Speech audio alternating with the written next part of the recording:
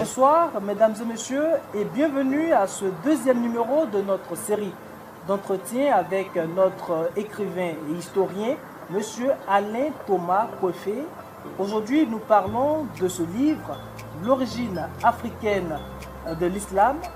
Alors, dans cet ouvrage, l'auteur nous dit que l'islam provient de l'Afrique et que le prophète Mahomet aurait même des origines africaines. Alors, bonsoir, monsieur Coiffé. Bonsoir. Et bienvenue. Merci de m'avoir invité. Alors, vous nous dites d'entrer l'origine africaine de l'islam. Qu'est-ce qu'il y a dans ce livre? Écoutez, ce livre est très intéressant parce qu'en fait, je vais aux origines de l'islam. Ça ne correspond pas à l'islam que l'on connaît aujourd'hui, qui vient de l'Arabie et qui est pratiqué par des populations à peau blanche qui l'ont ensuite transmise aux populations à peau noire. Mais si nous repartons à l'origine de l'islam, c'est-à-dire que si nous repartons aux textes les plus anciens sur l'islam, le placenta de l'islam vient de l'Afrique. Toutes les images, les récits, les idéographies sont tirées de l'Afrique et ensuite sont amenées en Arabie par des peuples noirs qui vont le transmettre à des peuples blancs qui ensuite vont ramener cela en Afrique sous une forme différente.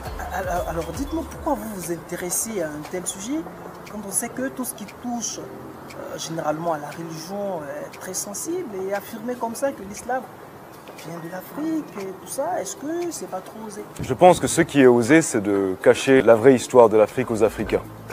Et ce que je fais ici, c'est que je rétablis une part de vérité. Je pense qu'il est nécessaire pour les Africains qui pratiquent l'islam de connaître et de savoir ce qu'ils font. Je pense que c'est mieux pour tout le monde de connaître les origines de ce qu'on fait. Je pense qu'il est très maladroit de pratiquer des choses et de dire des choses et de faire des choses dont on ne connaît même pas les origines, la profondeur et l'impact. D'accord. Dans le chapitre 4, vous nous parlez de la controverse. Vous nous dites d'abord que le prophète Mahomet a des origines africaines. Et dans le chapitre 4, je vais venir vous parler de la controverse sur la couleur de la peau du prophète. Un même auteur qui dit d'abord que le prophète est blanc. Ensuite, il dit qu'il a une peau noire. Alors, pourquoi cette controverse? En fait, ce n'est pas réellement une controverse. C'est juste qu'aujourd'hui, nous avons beaucoup de mal à comprendre en fait la façon dont les couleurs étaient utilisées autrefois. On pense que le noir, le blanc, le vert, le rouge avaient les mêmes significations, mais ce n'est pas le cas.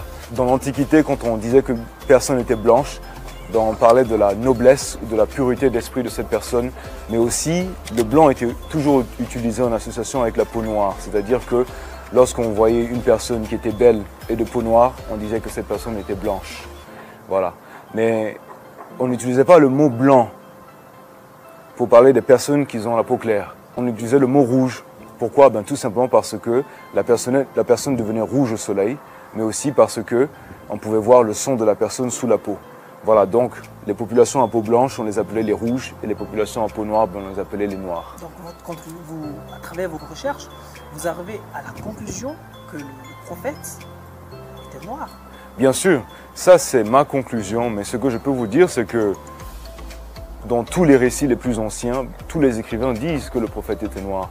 D'ailleurs, même lorsque je traduis certains textes chinois qui parlent des Arabes, parce que j'ai étudié en Chine, on voit bien que, par exemple, l'oncle du prophète, qui s'appelle Saïd Abi Waqqas, a fait plusieurs voyages en Chine.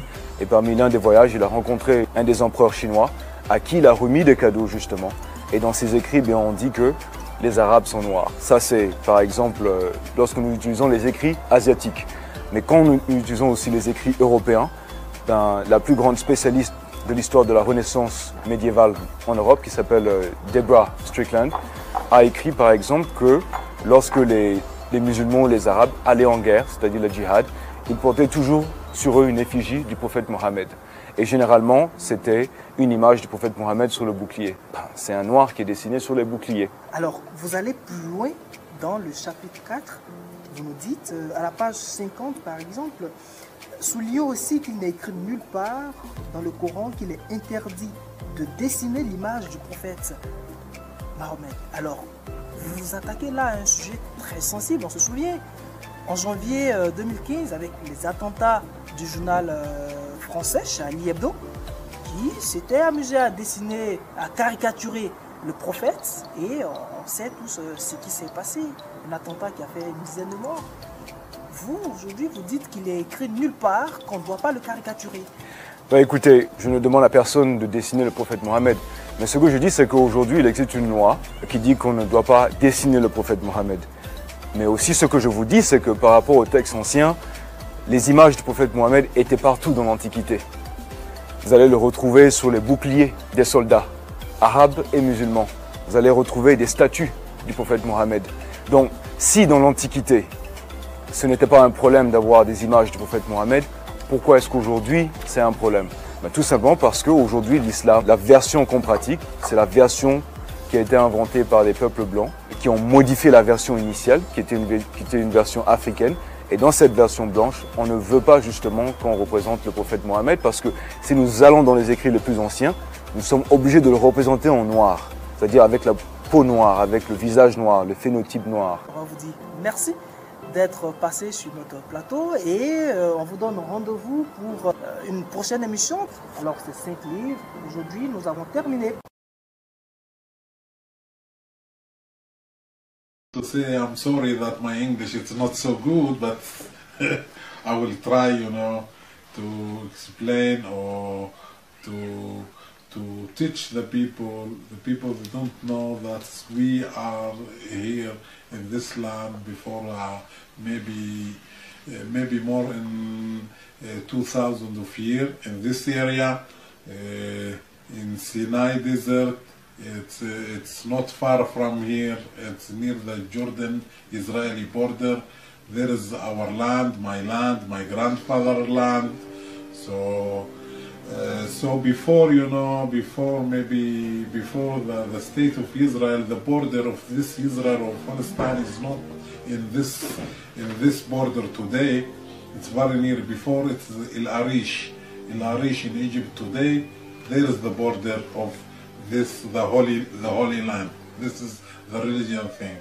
So many people they don't know that the black people here in this land, it's not for the last 100 years or something like this. It's more than 1,000 of years. Africa. He's from Africa. نحن 10 دورات فوق. 10 دورات, 10 generations here. فوق بإسرائيل. هيدا فلسطين, هيدا لفيها تركي ما نحن. Before the Palestinian, before the Turkish Empire, his people was here. The original people here, it was black. I know about the history of Beni Hilal. I know about the Zir Salem history. Everybody know this. They know. They can know they're not original here. They know that we are the original people here in this land. The evidence is hands down. It's not even something that we engage in a debate on about the dark-skinned nature of the peoples that lived in these regions in antiquity. The reality is that we tend to look at this land based on what we've seen in contemporary times. And what do we see? We see fair-skinned Israelis and we see fair-skinned Arabs. I'm here originally here for 1,000 years. This will tell you I'm from Arab Saudi, the original. This tribe will tell you, yeah, I'm from north of Jordan. Everybody will tell you he's not original for in this land. He came, not me. But you came. Did you originally? They came. But you, me, yeah. I say I'm here. So they have to be clear. If you discuss with them, okay. They say, all of you come here, okay? Who was living this land? They say it's a black man. The black man. And before maybe 2000 and a half, there's the Hebrews. The Hebrews. The Hebrews were black as well, right? Yeah, there was in this land there was just the Bedouin, the black Bedouin like me, and the Hebrews. That's it.